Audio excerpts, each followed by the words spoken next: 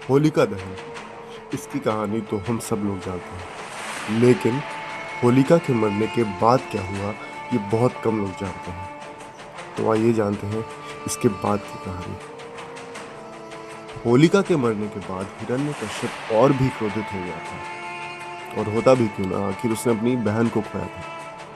लेकिन उस मूर्ख को होलिका के वध के बाद भी यह एहसास नहीं हुआ कि प्रहलाद के साथ कोई दिव्य शक्ति है, और अगर एहसास हुआ भी तो उसका अहंकार उसे अंधा कर चुका था। उसे जरा सी भी सही और गलत की परख नहीं बची थी, या शायद उसे अपने वरदान पे कुछ ज्यादा ही अहंकार था कि कोई भी उसका वध नहीं कर सकता। लेकिन उस दिन के बाद जो हुआ उसने इतिहास को बदल दिया।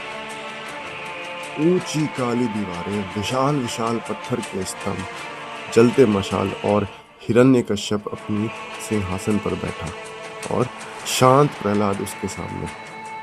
हिरण्यकश्यप ने गुस्से में ऊंचे स्वर में पूछा, कहाँ है तेरा विष्णु? तो प्रहलाद ने शांत स्वर में कहा कि वो हर जगह है।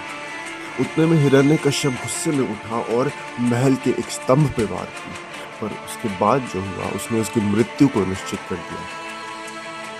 हिरण्यकश्यप को वरदान था कि उसे न कोई मनुष्य मार सकता है न कोई पशु। तो स्तंभ से प्रकट हुए भगवान नरसिंह, जो कि थे आधा मनुष्य और आधा सिंह, भगवान विष्णु के चौथे अवतार। हिरण्यकश्यप को वरदान यह भी था कि उसे ना कोई दिन में मार सकता है ना रात में, ना घर के अंदर ना बाहर, ना ही धरती में ना ही आकाश में, ना ही किसी अस्त्र से ना ही किसी शस्त्र से। लेकिन जब बुराई अपनी सीमा पार कर देती है तो वरदान को श्राप बनाने में भगवान देर भी नहीं करते। भगवान नरसिंह ने हिरण्यकश्यप का वध किया संध्या के समय, मतलब ना ही दिन में ना ही रात में। उसे मारा तो मारा महल की दहलीज पे, मतलब ना ही महल के अंदर ना ही बाहर, और अपनी गोद में, मतलब ना ही धरती पे ना ही आकाश में। और उसका वध किया अपने नाखूनों से। इसका अर्थ ना ही किसी अस्त्र का इस्तेमाल किया ना ही किसी शस्त्र का। और इस प्रकार उसका वरदान भी निसफल हो गया और अहंकार का भी अंत हुआ।